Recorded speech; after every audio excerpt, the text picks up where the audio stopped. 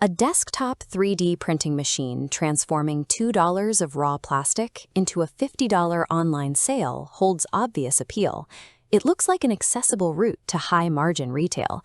You feed in $2 of material, hit print, and the value of the object multiplies. Yet the data suggests most people setting up these bedroom shops shut them down within a few months of their first sale. Success in this market requires managing the machine as a manufacturing asset, governed by the same strict operational math as a professional factory. The first pitfall is product selection. New sellers often flood marketplaces with novelty toys, entering a saturated category where the only remaining competitive lever is to slash prices until the profit disappears. Then there is the issue of material science. Using standard PLA for an outdoor planter often leads to mass refunds when the summer heat warps and softens the product on a customer's porch. Staying solvent in 2026 means calculating the true margin of every single object that comes off the build plate. To find that true margin, we have to look past the physical print and strictly audit the hidden economic ledger. Filament for a large figure costs $3.20. Electricity and wear add 60 cents. Labor to clean and pack costs $3.30. Finally, packaging brings the true cost to $8.10 before any profit is made. Pricing this item at $10 to beat competitors means netting under $2 per unit, a negligible return on the operator's actual time. Profitability depends on pricing products based on their functional value to the buyer, rather than the raw cost of the plastic. The 2026 consumer market has pivoted. Buyers are actively seeking functional, problem-solving tools over decorative trinkets.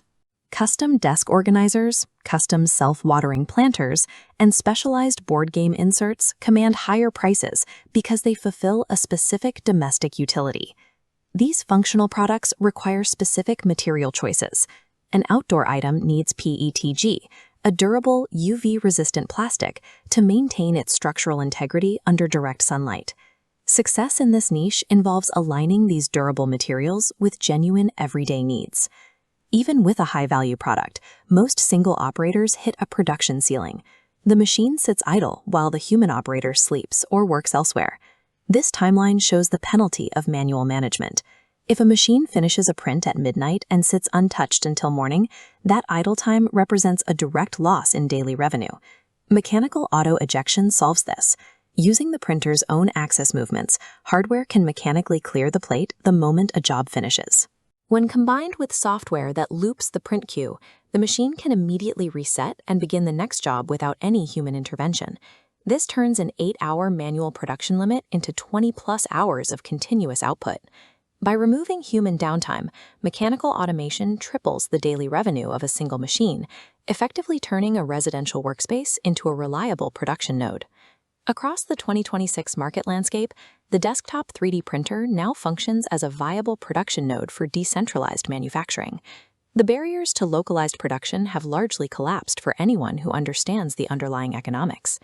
These automated home-based networks are often more agile than traditional, slow-moving overseas supply chains. Scaling a modern print farm relies on 3 pillars: functional product selection, accurate margin auditing, and mechanical automation. These rules organize a residential workspace into a professional production line capable of consistent, independent output.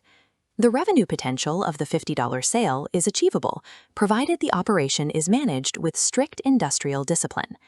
Mastering the interplay between unit economics and mechanical automation creates a production cycle that generates revenue around the clock.